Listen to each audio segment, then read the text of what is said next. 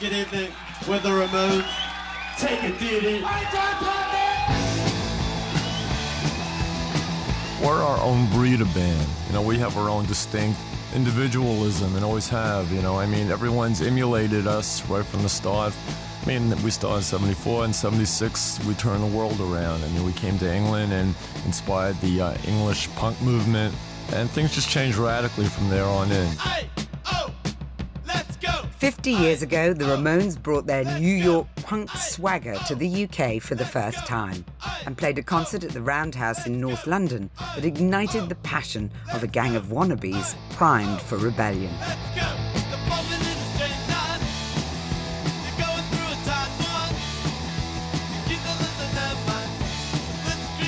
The Ramones were like being hit over the head with a sledgehammer. They were fantastic.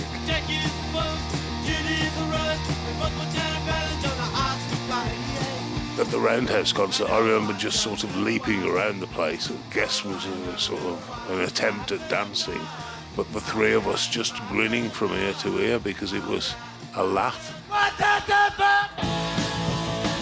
That concert pulled the trigger on a revolution in brevity, velocity and distortion that inspired a new generation of musicians to give it a go. Everybody from the punk scene went to that first show. I think it influenced a lot of people to pick up guitars.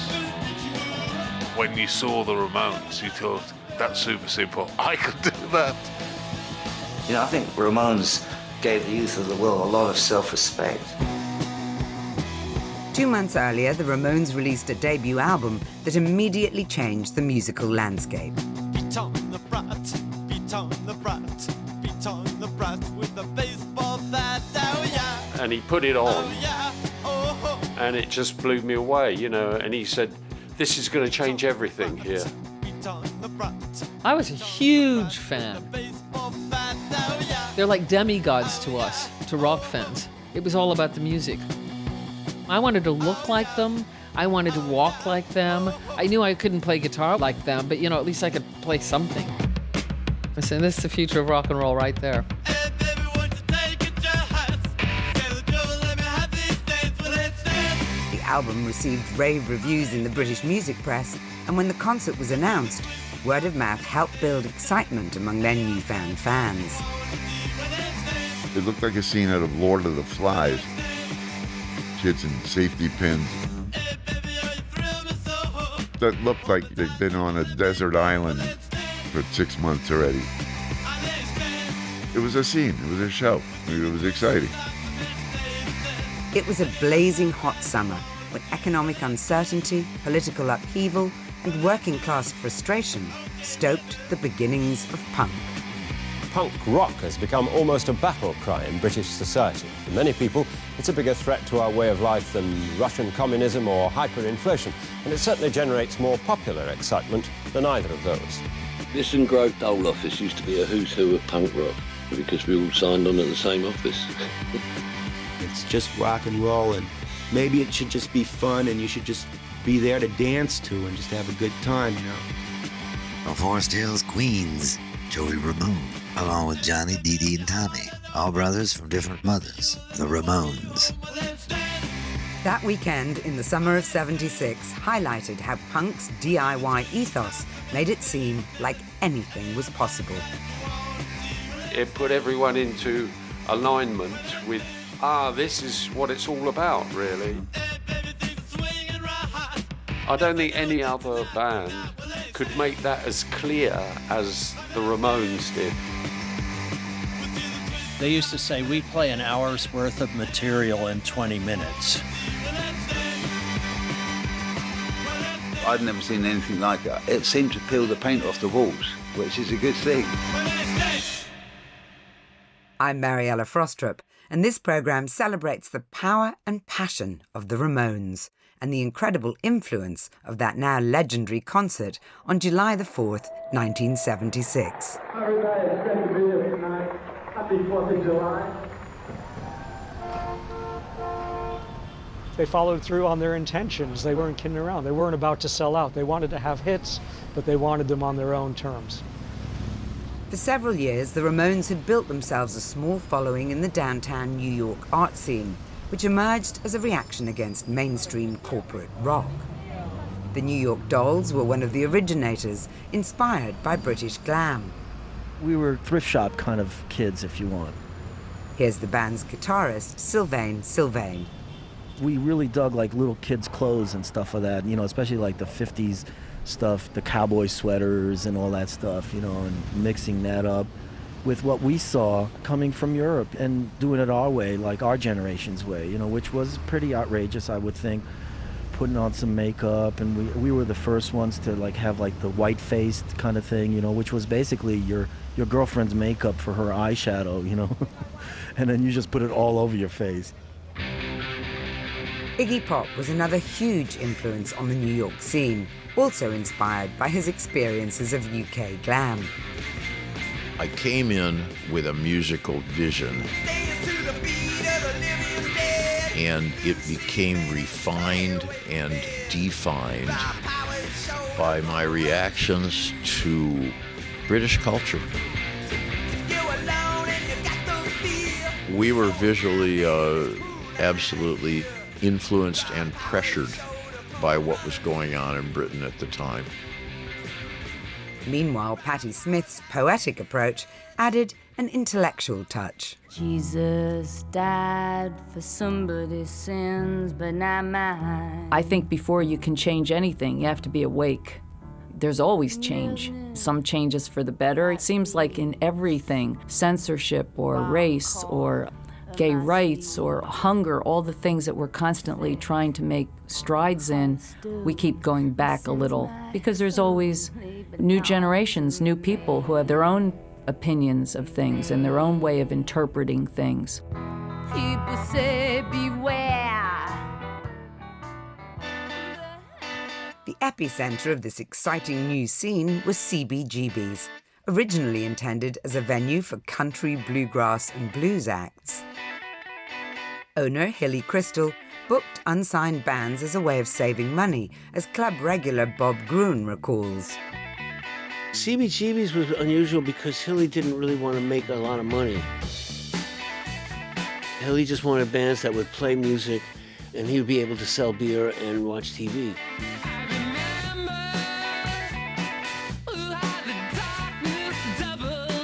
Hilly was kind of the anti-club because part of the deal at CBGB's was that whenever a band plays in a club, and this is everywhere in the country, they have to pay a performance fee. Like in order to use a song that's been published, they have to pay for the publishing rights. It's not a lot, but it adds up if a club plays a couple of hundred songs in a week. They have to pay the publishing rights for the songs that play on the jukebox in a club. So Hilly decided he was only going to have bands that wrote their own music that hadn't been published yet in order to save the publishing money. And that's why so many new bands that didn't have any records played at CBGB's. Hilly Crystal, the owner, was having a festival of unsigned bands. Photographer Roberta Bailey arrived in New York in the summer of '74 and gravitated toward CBGB's. So he asked me to work the door, and that's when it became a regular job from that time on.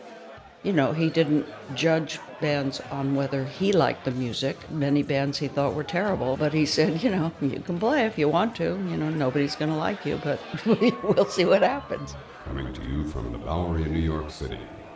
Welcome to CBGB's! The Bowery at that time wasn't a place that you just think of going to. It was, a kind of a derelict neighborhood. There were single occupancy hotels where the down on their luck could get a room for $5 a night and exist. And that was the main population of that area. And then, the artists started to come in because rents were very cheap. So most of the bands lived in what's now called the East Village, the Lower East Side, because the rents were ridiculously low in these old tenement buildings. Among those new bands drawn to the Bowery and the reputation of CBGB's were Talking Heads. Here's the band's founder and drummer, Chris Franz. Tina and David and I shared a loft 3 blocks from CBGB's. You couldn't believe how rough it was if you were a nice kid from the suburbs like me. There were a lot of artists living there. You wouldn't know it walking down the street, but behind the loft building doors were very famous artists, including people like Francis Bacon, Robert Rauschenberg, William Burroughs. You know, it was loaded with artists. Originally from Queens, Ramones also headed for the Bowery. All four guys had played in various bands before joining forces and adopting the surname that Paul McCartney often used in the very early days of the Beatles. Johnny Ramone was the guitarist. I mean, I was working as a construction worker before, I got into the group, and I guess that's working class.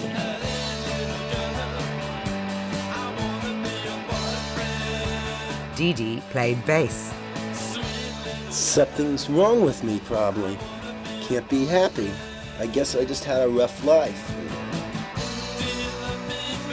But I'm happy right now. Tommy was the drummer. We just write songs and play them. Good songs, good melodies, good riffs, and play it as it is. And Joey was the enigmatic frontman. Yeah, I just love just getting it all out and just smashing the place up. Basing themselves in the Bowery loft of artist Arturo Vega, the Ramones began fine-tuning their onstage personas. Just weren't hearing anything that we liked or anything like that, so just bored with music. So we decided to play some songs that we liked. Among the artists drawn to this new downtown music scene were Legs McNeil and cartoonist John Holmstrom, who began publishing a fanzine called Punk. Roberta Bailey was one of the first photographers to work with Legs and John. When Punk magazine came out, all the other publications that started writing about the scene called it Punk because Punk magazine was covering all of those bands. They needed a label. Journalists always need a label. They need to label a scene. They need to label a style of music. And Punk fit the bill. None of the bands liked the term at all. The word punk is a very negative connotation. It wasn't a positive term. It was an insult, basically. Blondie was one of those early bands to be labeled punk. The first time I heard the name punk or the word punk was on posters in New York. Debbie Harry. And they were saying, punk is coming, punk is coming. And everyone said, well, what's that? What's punk? What is this? And then this magazine came out, and it was a cartoon humor magazine. Then all the bands, that were around playing at that time in New York were called punk bands, and I guess the primary example of that to me was the Ramones. Here's cartoonist John Holmstrom. In the beginning, no one knew what to call it. Alternative street rock, alternative rock, street grunge, all these terrible names. Once we came up with punk rock and we were Punk magazine, the media went nuts over it. We put together the perfect package for punk rock. We packaged punk like it was hot dogs. We didn't realize it at the time. We were just doing what we liked from our heart. But before we knew it, the media were coming in from all over the world asking us, what is punk rock? The first edition of Punk magazine featured a cover story on Lou Reed and a feature on the hottest new band in the neighborhood, Ramones. It took us about a year to be even known that we exist. There was no places to play. We found a dive in the Bowery called CBGB's, and we started playing there. And there was nobody who went down there. Nobody would go down to the Bowery for the rest of their lives. But eventually, word of mouth, some people told other people, and people started coming down, and eventually the press found out about us. We got some good write-ups, and then more people started coming. And after about a year, the record companies started coming around. And I'd like to say that at that time, absolutely nobody was getting signed because record companies were like oversaturated with artists, and they were cutting back on their budgets and everything because there was a slump in the market. So it's very hard to get a recording contract. And just the fact that the record companies were even interested was very, was great. Showed that we were working for the right thing. The first record company guy to show interest in signing the band was Craig Leon, who had recently joined Sire Records, a small label with a big reputation for taking a punt on new, unproven talent.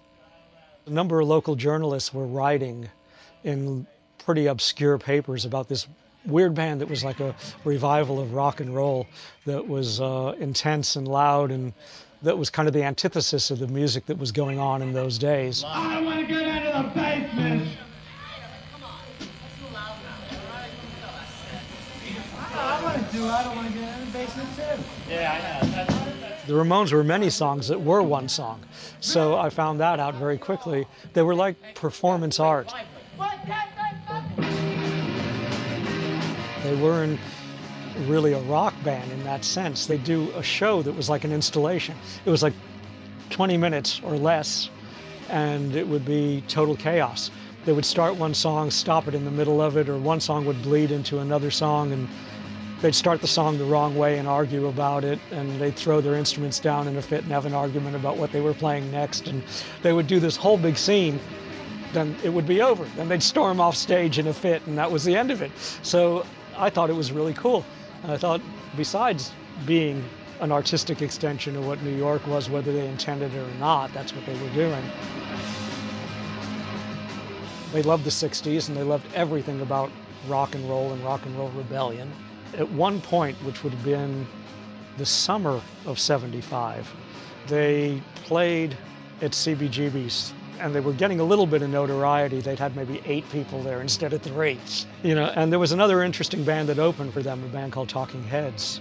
Basically said, you should sign both of these bands, you should sign more New York bands. Here's Sire Records founder Seymour Stein. I remember, like it was yesterday, taking him to the studio just to hear them, because there wasn't a venue, and they did about 18 songs, or it seemed like 20 minutes. I don't care, mix rolling on 1. So they insisted on me making the deal right there in the studio. I said, look, you must go to a lawyer or I can't sign you. And they did, and they were in the studio 2 days later. They were just so revved up and ready to go. I mean, just like their music. Ready? 1, 2, 3, 4. Seymour also signed Talking Heads. I was very friendly with all the Ramones. Part of that had to do with the fact that my wife, who was a school teacher at the time, wound up managing the Ramones. So they were in and out of my house all the time, because she was their manager. And I came home once from a trip to England, and it was a Sunday, and 15 minutes after I'm in the apartment, the phone rings, and it's Johnny, the toughest of the Ramones. He says, Seymour, we got some new songs to play you. We want you to hear them as soon as possible. He says, no, Seymour, we know you're not doing anything on Wednesday, so we booked ourselves into CBGB's, and by accident, Talking Heads opened for them, and that's where I first saw Talking Heads. I owe the Ramones a lot. In a fit of bravado, they said, well, you got $6,500. Can you make an album? And I said, I'll do it for $6,400. 1, 2, 3, 4. And so it worked out to something like 4 or 5 days of recording and 2 to 3 days or 2.5 days of mixing. I can't make you what you want from me. I can't make you what you want from me. I can't make. While Craig was busy working on the album, Seymour was preparing the cover art. The original plan was to take a photo to replicate the Beatles' first US release, but that idea didn't work out. The ugliest thing you've ever seen in your life. They all 4 looked like that. They were all like melted. At the same time, Roberta Bailey was shooting a series of photos for Punk magazine. So they were panicked and desperate for a picture to put on the record cover, and they put a word out to all the photographers, all the few photographers that had photographed the Ramones at that point, which was probably Bob Gruen, Danny Fields, myself. And they picked up the picture from the contact sheet, which was roll 28, frame 12, from the the 28th roll of film through my camera, and that became the album cover. Sire Records offered me $125 for the album cover, and then they wanted to include in that $25 another picture, just one other picture, which was a vertical shot from the same session of the Ramones smiling. And they wanted to use that as a publicity shot. Now, this was all unbeknownst to, as far as I know, to the Ramones. And it came out on the back cover, I believe, of a magazine called Trouser Press. The tagline for the ad was, "They're so punky, you're gonna love them." And they were smiling in the picture. Well, Johnny Ramone saw that and he was horrified. He's like, "No, this isn't it. We're not the Bay City Rollers. I mean, we may be fans of the Bay City Rollers, but we're not presenting ourselves as the Bay City Rollers." And they never smiled again. While the punk scene was slowly building in New York, there were a few schemers in London paying close attention, including Malcolm McLaren. I used to work at Malcolm McLaren's shop, Let It Rock, and he'd been going backwards and forwards to the States. He mainly went to buy clothes for his sort of teddy boy shop. The Sex Pistols' original bass player, Glenn Matlock.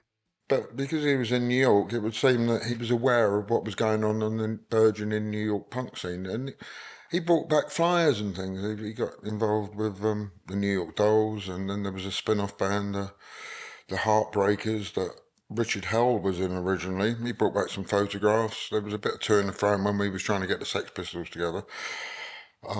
And also, one of the bands he mentioned was the Ramones, that they did these really short songs. But nobody had made any records. We didn't know what anybody sounded like at all. The closest thing we got to it, we got very matey with Nick Kent, who was like the Lester Bangs of England. He was a star writer on The NME. And he actually gave us a tape of some stuff that a friend of his had produced, John Cowell. And it was the Modern Lovers.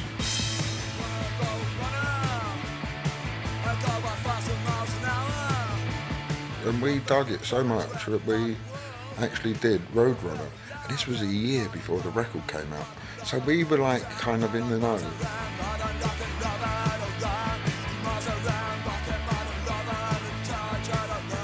As part of the launch plans for the Ramones LP, the Sire team flew NME journalist Nick Kent to New York to see the band and preview the album. Here's Craig Leon again. Took Nick up there, and I was standing up against these big speakers. They'd started Blitzkrieg Bop. And when the bass entered, I kicked the speaker over. And Nick, furiously writing, "They're so loud you can't even master the record. It blows up speakers. This is the greatest band on earth." Yeah. And it drove him really nuts. And that piqued everybody's interest, I think. His article. 1, 2, 3, 4. Sire arranged for several agents and managers in London to get preview copies for their bands. One of the first to hear the album was Hugh Cornwell from the Stranglers. The first time I knew about the Ramones, I got a call from one of my managers ringing me up on a Saturday morning and said, "Get your clothes on, come down to the office, I've got to play you something. Sit down, you've got to hear this." And he had the Ramones' first album, and he put it on, and it just blew me away, you know, and he said, "This is going to change everything here." And he was absolutely right. "And what do you think of it?" And I said, "Well, it's just, is it punk? It's not even punk. It's like it's a genre of its own because nobody else did it like that. A short, sharp shock, you know.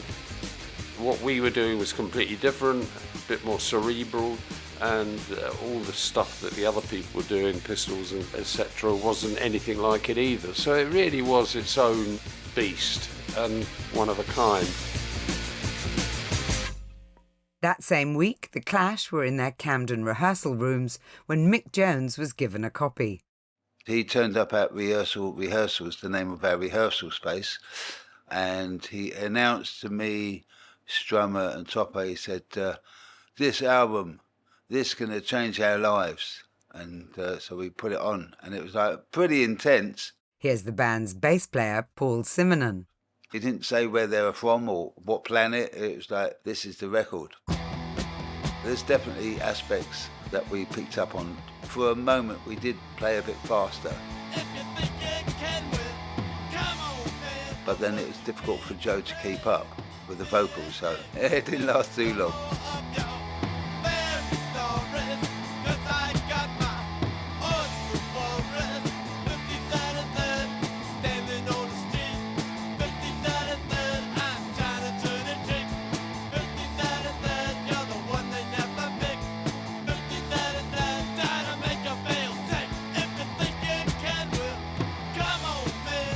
Rat Scabies from The Damned was also among the first in the UK to hear the album.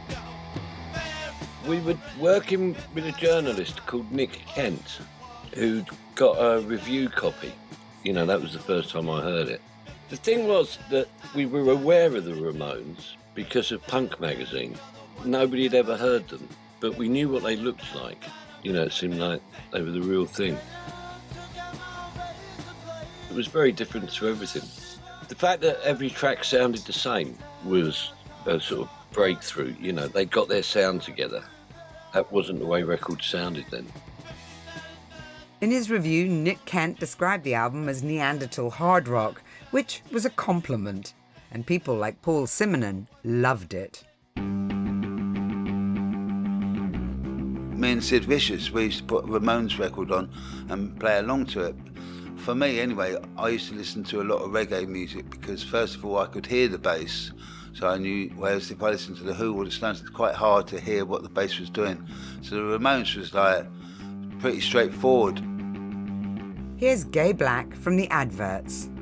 Absolutely loved the album. It was just so short and sharp and perfect. You know, there's nothing quite like a vinyl album, play it to death.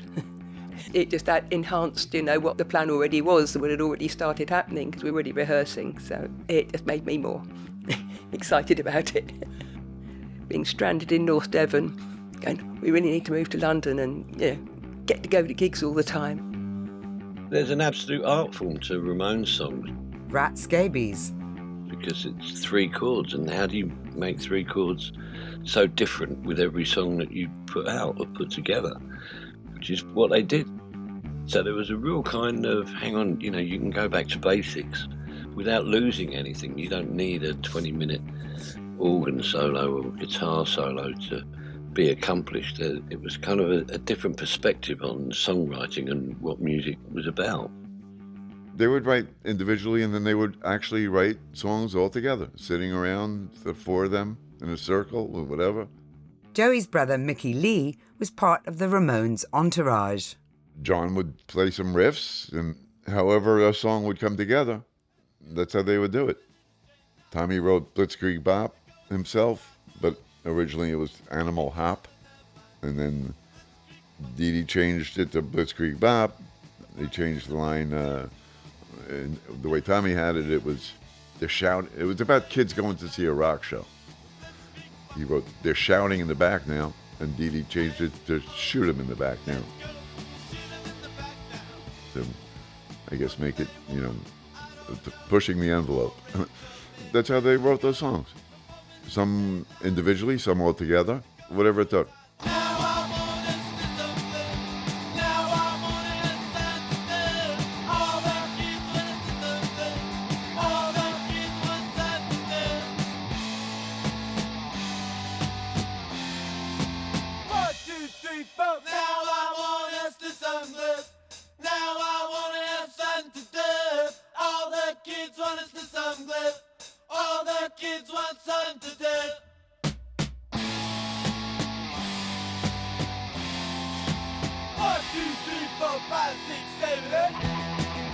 Here's Bono from U2.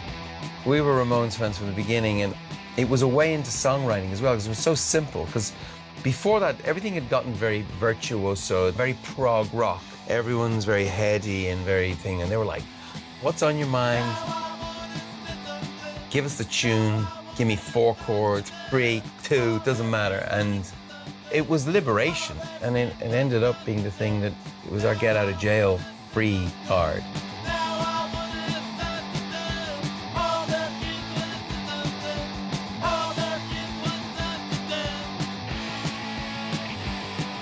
With glowing reviews from the UK music press, Seymour decided it was time to send the Ramones to London. He booked them to support another of his sire artists, San Francisco's Flaming Groovies, and the Stranglers were booked to open the show, as they had done for Patti Smith's Roundhouse gig in May. It was a privilege to get that spot. Hugh Cornwell again. Because everybody wanted to get that support slot with Patti Smith, and everybody wanted to get that support slot in between the Ramones and the Flaming Groovies.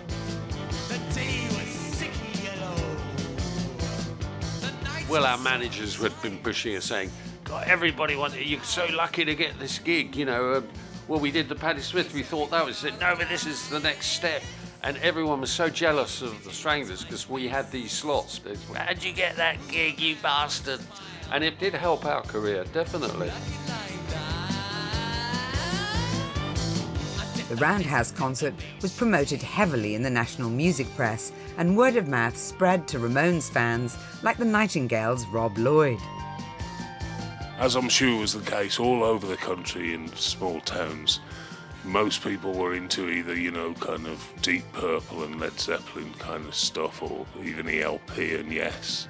And then in every town there seemed to be an oddball who liked the Stooges, the Velvet Underground, and I was that kid in Cannock. And through the Velvets and that kind of stuff, really, I got into New York as a thing. So I was listening to Patti Smith, and when I heard about the Ramones, that they existed, I knew that it was going to be my cup of tea, you know. So as soon as I could, I got my hands on their first album, and along with the other two sort of oddballs, that's what led us to the Roundhouse.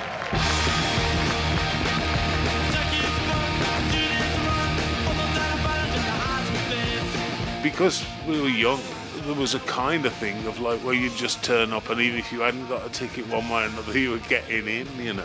Anyway, we hitchhiked down, got in.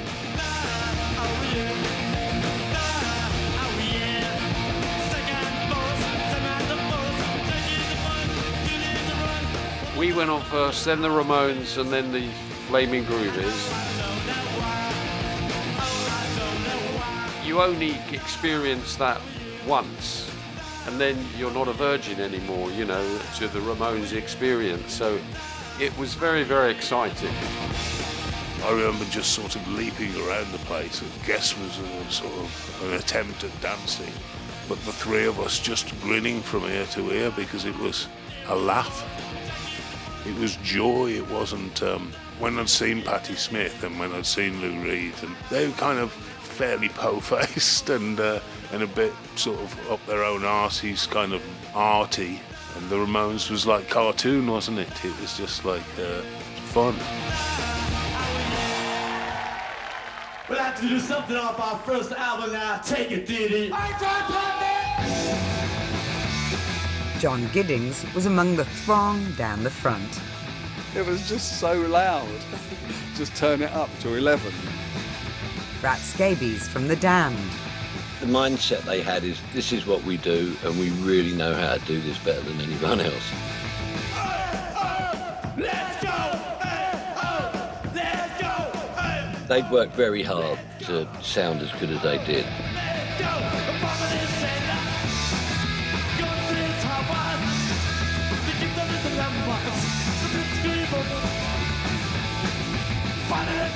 Joey's brother Mickey Lee. We were more scared of these guys, like, with safety pins coming out of their chest with a chain to one in their ear and, looking like savages. We were more scared of them. And they're usually like in torn old clothes and, dirty old shoes and crap. And it's not a very nice element to have in your pub.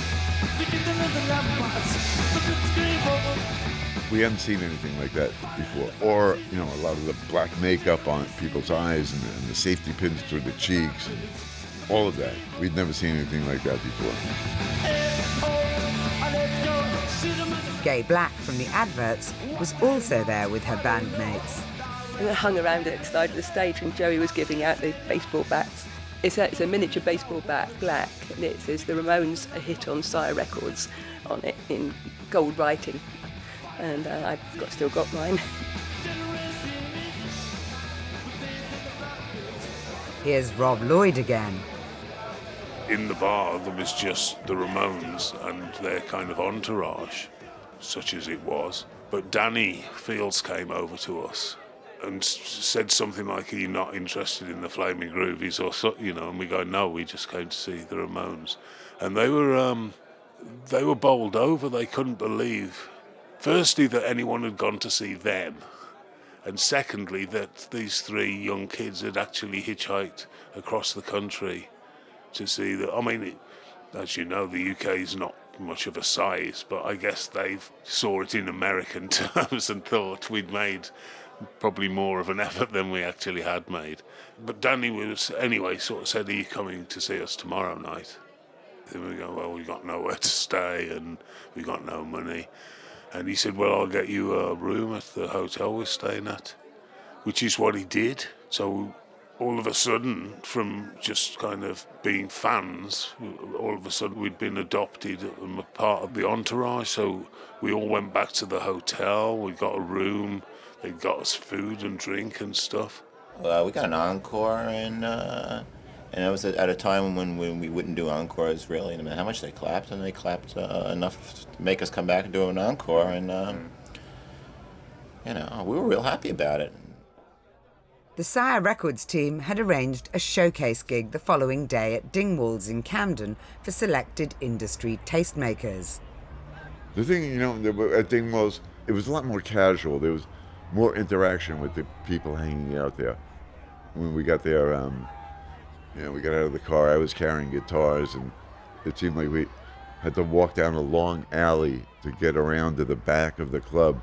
Walking down that alley, the kids kind of made it like a gauntlet we had to walk through, and they were like making remarks like, "Ah, you think you're tough," because they were trying to wind us up, right? And I'm trying to be protective.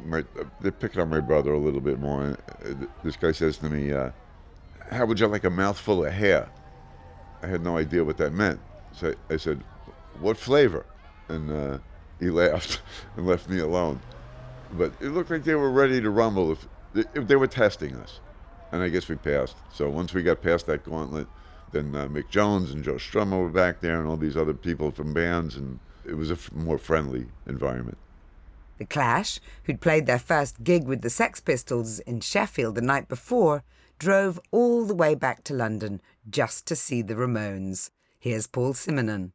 We popped down and we thought, well, we'll go and see the Ramones and see them checking in all their equipment and stuff.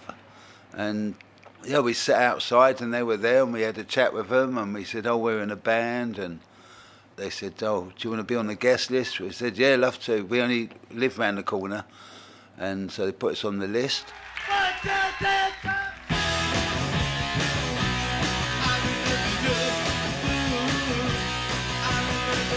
At that time, Dingwalls was only licensed to hold 300 people, and in the sellout crowd was a veritable who's who of the punk scene.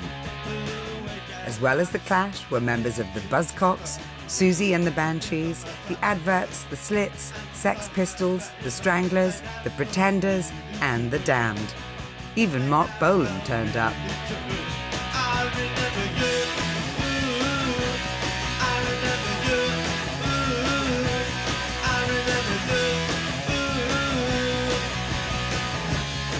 It was quite a happening event, you know. It was kind of be there or be square. It was, you know, you had to go and see the Ramones.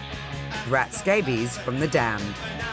Standing 6 foot away from the Ramones while they were playing, that was a kind of pretty much fired up. Kind of everybody was there. So it was like a really good night with a great band on with loads of your mates.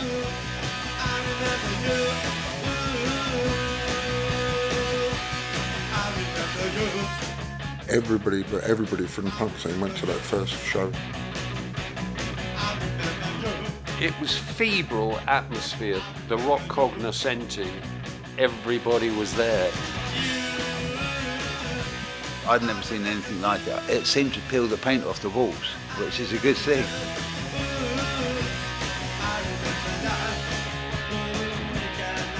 There was a unique new punk custom that came as a huge surprise to the Ramones. Here's Mickey Lee again. Dingwalls are unbearable. The gob raining down on us. We had no idea what was going on. They're spitting at us. I mean, that's all we thought. Why? You know? And then somebody said it's a compliment. It's like when somebody belches after eating Chinese food or something. And we still thought it was kind of disgusting, even though we're not all that sophisticated.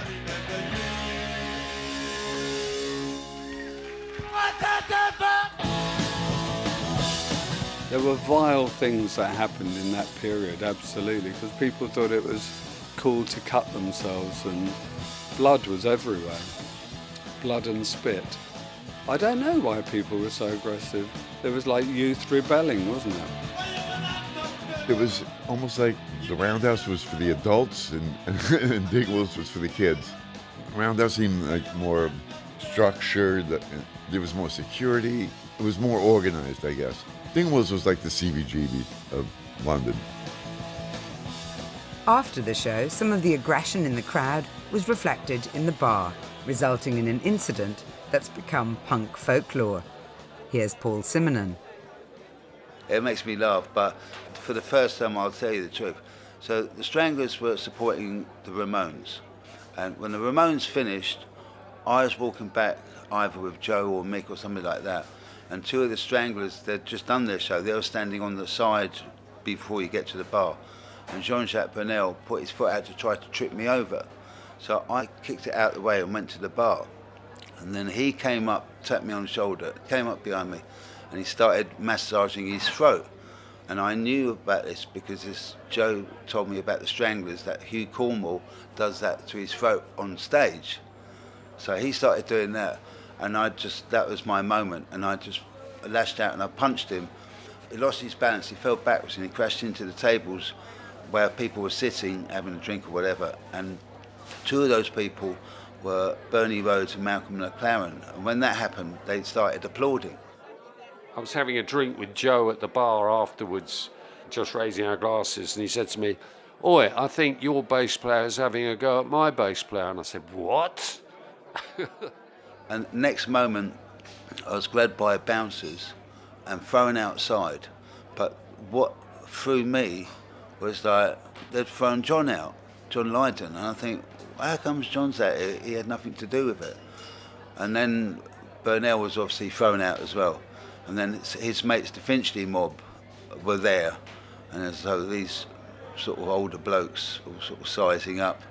I think, bloody hell, it was only me and John. And then more people came out. And before anything really kicked off, the Ramones obviously heard that there was a fight outside, and they came running outside. And Dee was there, and he sort of basically stopped the fight. And as a passing gift, he gave me a Japanese samurai letter opener. He was such a lovely person. I was really privileged to meet him. We was really quite taken aback how close they were to what we were doing. Glenn Matlock from the Sex Pistols. We was already up and running by then. You know, people always think that we copied them or they copied us. That weren't the case, but these bands grew up both sides of the Atlantic in a similar place, and I think mainly because they got fed up with the same things at the same time. You know, everybody got fed up with prog rock. It was a couple of years after the Bowie glam rock kind of thing. The New York Dolls had been and gone, hadn't really broken out in New York. So everybody was hip to that stuff. The big album was Transformer, you know, Lou Reed's album that Bowie and Mick Ronson were involved in. That was a big influence. It was all in the pot somehow. But when we saw them, you know, with their leather jackets, and it was crazy. You know. 1, 2, 3, 4. Next time, I listen to more. Next time, well, I feel small. Next time, I listen to more. Next time, well, I feel small. Well, we have a lot of influences, you know, from ever since rock and roll first started on through now, through Elvis, through Beatles, The Who, through heavy metal. Next time, I listen to more. Next time, well, I feel small. Next time, I listen to And you can hear it all in our music, really. Not really the songs themselves, but the fact that we were inspired by all this. that girl can still be mine, but I'm tired of the hood. I'm tired of trying. I'm tired of the pain. I'm tired of trying. I'm tired of crying. Next time, I listen to more. Next time, well, I feel small.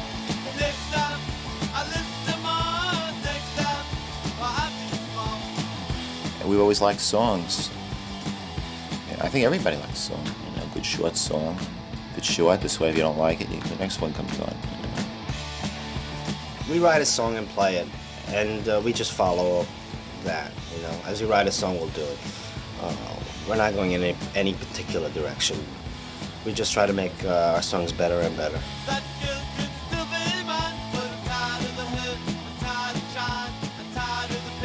Joey was a music addict. You could talk to him about any genre, and he was obsessed by everybody and everything musically. You know, we would talk about all the groups that were around, what they were up to. We'd talk about music from the past and what we'd grown up on. I'd talk to him for hours about music, as opposed to John, I'd talk to him about sports, definitely.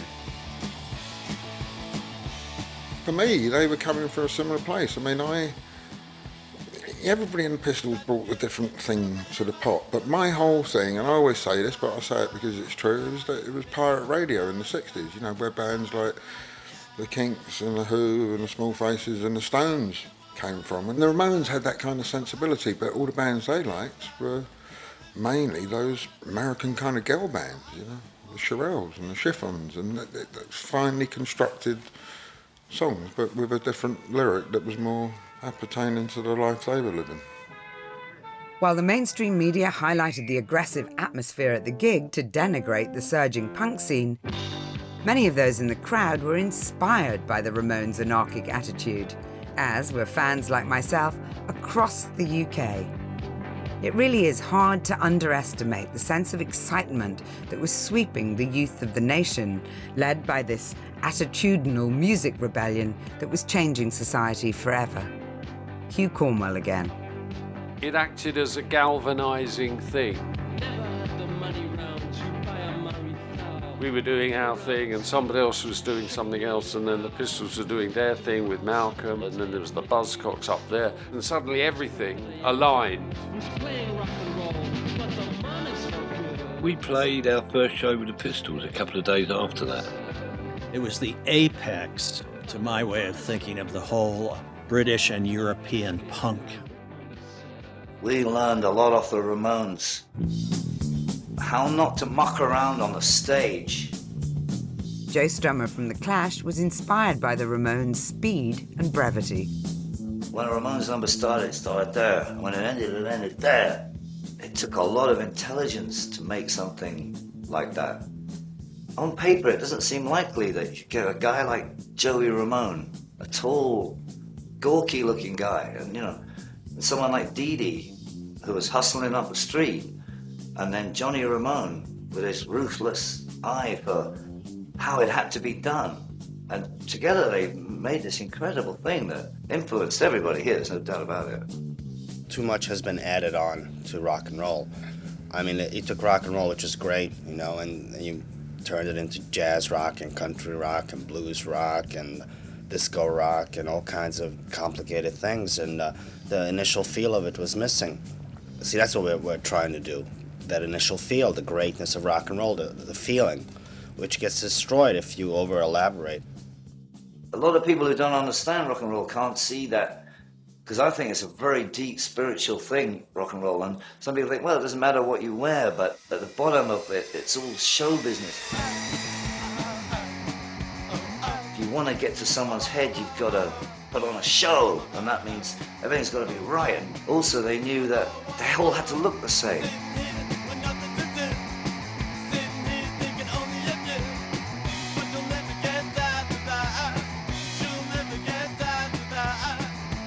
Not only was the music great, but the visuals as well. I mean, they knew that that was part of rock and roll, because we want to see unity on the stage. That takes us out of our individual sort of wandering around in life, bumping up against obstacles, or like not getting anywhere.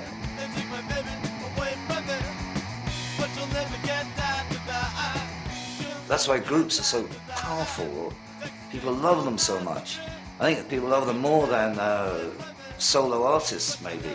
There's something fantastic about four people being able to weld together in that way and move forward in one direction. Because that's hard enough, with two people, never mind four. And mathematically, it must be increasing the chances of arguments by millions every time you add another person to the unit. And so people like to see that because it makes us think better of ourselves as a species. You know, I think Ramones gave the youth of the world a lot of self-respect. That weekend in London cemented the Ramones' reputation, both musically and visually. Their image as New York punks magnified by the now iconic album cover featuring their legendary outfits. John Giddings again. They used to put their jackets up to dry the sweat. They used to put hair dryers in them. That was about the closest it got to changing clothes, really. They do look a little menacing in that picture. Roberta Bailey. Especially if you're seeing it for the first time and they're like these toughs from New York and, you know, maybe they have a switchblade. I mean, you don't know. Maybe they did. I don't know. I remember when Johnny got his leather jacket stolen off the stage while they were playing. Chris Franz from Talking Heads. It was hot in some of the clubs we were in. Halfway through the set, the Ramones would take off their leather jackets. Johnny took his off and put it on the stage, and somebody stole it. And their manager had to make a special trip from New York to Holland with a brand new shot Perfecto jacket, because that's the only kind that Ramones would wear. It was a uniform, but they were so cool. Paul Simonon. I think what you get from it, it's stripped down, it's not fancy, it's just four blokes standing on the street and that's it, and that's the music. It's like, it's direct. I mean, I suppose in some ways, same with the Clash. We had a couple of shirts, but we'd switch them around during the tour. You know, one night I'd be wearing Mix, next Joe would be wearing it, and vice versa. You just started seeing super lame-o pop stars wearing Ramones t-shirts. Like, I hate the word iconic, right? Because people just toss it around for any old thing now. But it's a genuinely iconic design.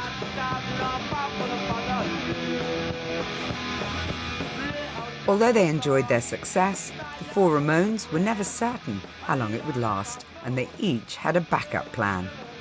Dee Dee suddenly became succinct, and he turned to me and he said, on my CV, I can't exactly put punk rock player. That won't qualify me for selling newspapers on the Brooklyn Bridge. I thought, how do you even thought about it? When we were on that bus with them in Europe, he said, you know, when I'm finished with this, I want to open up a chain of dry cleaning stores. I think I could handle 3 dry cleaning stores and make some good money that way.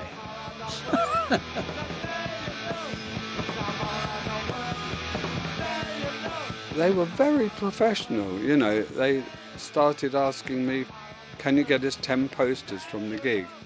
So every gig we did, I gave them 10 posters to take back with them. And then I turned up in New York in Bleecker Street and I saw they were selling them in some dodgy shop down. They were a corporate structure before the Rolling Stones, really. Sadly, all 4 of the Ramones died way too young, before they could really appreciate their amazing legacy and their continuing influence. Don't forget, in London at that time, and we was checking out things purely to see if there was a scene there, and there weren't that many things in England, but then there was this New York thing started coming over, and as things changed, as the punk thing was beginning to happen a bit more, I suppose promoters got hip to it. Oh, we need more bands like this. Oh, there's these American ones, we'll get them over. But yeah, there wasn't the internet, but there was fanzines beginning to start. I mean, Sniffing Glue, you know, that wouldn't have been called Sniffing Glue if it weren't for the Ramones, I'm sure. I loved the shortness, the brevity, I guess you could say. Like them, we in the Talking Heads were kind of weary of extended instrumental breaks and things like that. We liked a minimalism. With the Ramones, we had that in common. Who would have thought 50 years ago that those bands, except for the Ramones, would still be going? There's an excitement and a thrill to what they do. And it still sounds thrilling today. Wonderful. It's just as good as it ever was. The Ramones are in a class by themselves. They always were.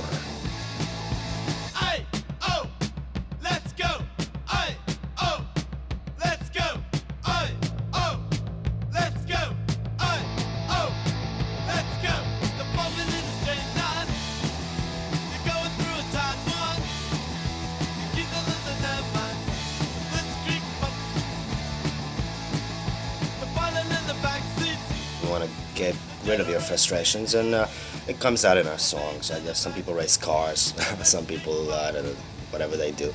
We write songs and we play them, and we play them with a vengeance, you know. And it's the way we are.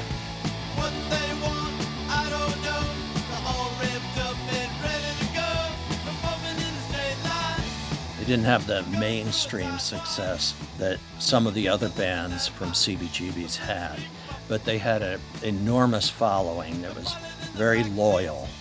That's why they could keep touring up until the day when they finally couldn't take it anymore. That first album and those 2 gigs are just absolute classics.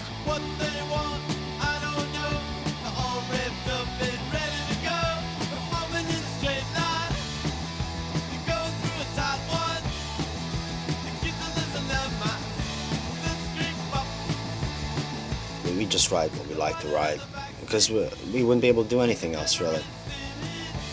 I mean, that's the way we think. And you can tell by listening to the records. It's just what we are. Hey!